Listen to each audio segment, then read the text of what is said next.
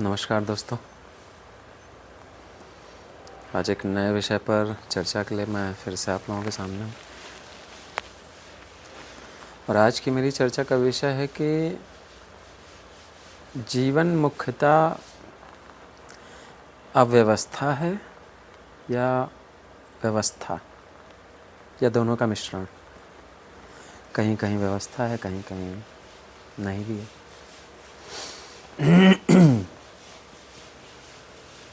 इसका सबसे अच्छा उदाहरण मुझे देखने को मिला कि अगर आप लोगों ने घर में किसी को कढ़ाई बुनाई करते हुए अगर देखा हो तो कढ़ाई बुनाई जब होती है तो सामने की तरफ आप देखेंगे तो एक बहुत ही अच्छी डिज़ाइन उभर कर आती है। सामने कुछ भी कोई आकृति है, किसी पशु की, किसी पक्षी की, या कुछ भी फूल, सामने वो फूल दिखेगा सामने वो पक्षी की आकृति दिखेगी। लेकिन अगर आप उसको पलट करके देखें पीछे, तो पीछे जो धागों का प्रयोग होगा वो ऐसे उलझे हुए होंगे, ऐसे अव्यवस्थित होंगे कि आपको अंदाज़ा भी नहीं लगेगा कि ये अव्यवस्था ये सामने की उस आकृति के लिए सबसे ज़्यादा अहम है। यानी सामने की तरफ तो डिज़ाइन होगी, लेकिन पीछे की तरफ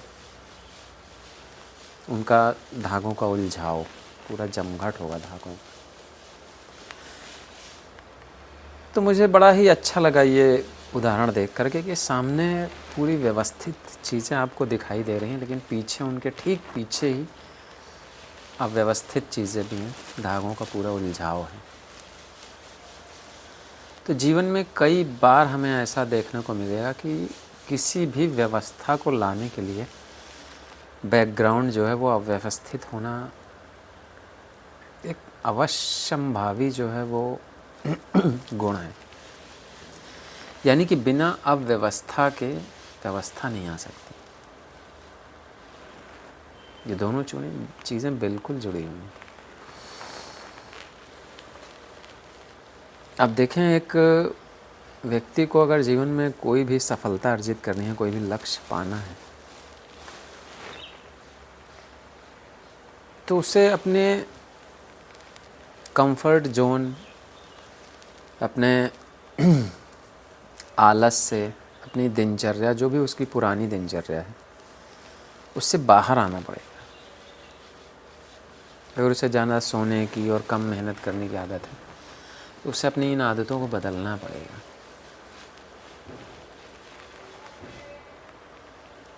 जीवन में किसी भी तरह की सफलता के लिए आपको अपना जो अव्यवस्थित जीवन है उसको अब व्यवस्थित करना पड़ेगा।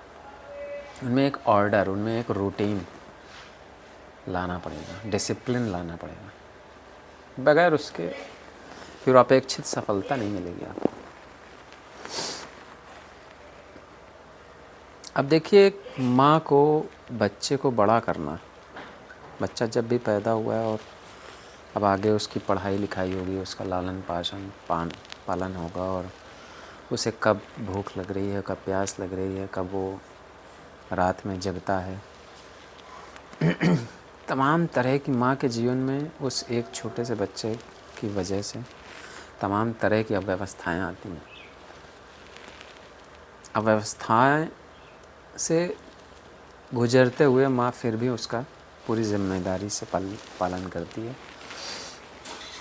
और फिर वही एक बच्चा फिर देश का आगे चलकर बड़ा ही जिम्मेदार नागरिक बनता है। वो देश की अलग अलग तरह से सेवा करता है और जीवन में एक व्यवस्था लाता है। देश में भी उसकी वजह से हो सकता है बहुत अभूतपूर्व व्यवस्था आवे, वही बंदा, वही बच्चा लेकर आएगा आगे चलकर। तो देखिए, कहीं अव्यवस्था का जो बैकग्राउंड है वो व्यवस्था के लिए ही एक अहम चरण होता है।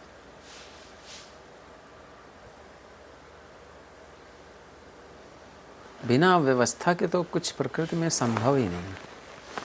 एक बीज देखिए, जब फसल किसान लगाता है तो तमाम खेती खेती की गुड़ाई करता है, उसमें बीज लगाता है, उसमें पानी भरता है, उससे तमाम तरह की अव्यवस्थाओं का बहुत मेहनत करनी पड़ती है, तब जाके फसल ठीक होती है, अच्छी होती है पैदावार उसकी। लेकिन जब फसल काटता है तब जाके उसके जीवन में एक व्यवस्था आती है, उसके पहले उसका पूरा जीवन अव्यवस्थित रहता है। और फिर वही कटी हुई फसल, जो भी दलहन या धान, फिर जब हमारे घर में पहुंचता है तो हमारा पूरा का पूरा भोजन जो है वो किसान के द्वारा की गई मेहनत से ही तैयार होता है। हमारे जीवन में जो भी व्यवस्था है भोजन से संबंधित, वो देखिए वो किसानों की मेहनत से, और वो उनका जीवन कितना व्यवस्थित होता है, ये एक बार गांव में जाइए आपको पता चल जाएगा, समझ आ जाएगा। कहने का मतलब है कि व्यवस्था बिल्कुल एक ही सिक्के के दो पहलू जैसे हैं। बिना व्यवस्था के व्यवस्था का होना बहुत ही मुश्किल है। दोनों चीज़ें बिल्कुल जुड़ी हुई हैं। बताइएगा वीडियो आप लोगों को कैसा लगा। धन्यवाद।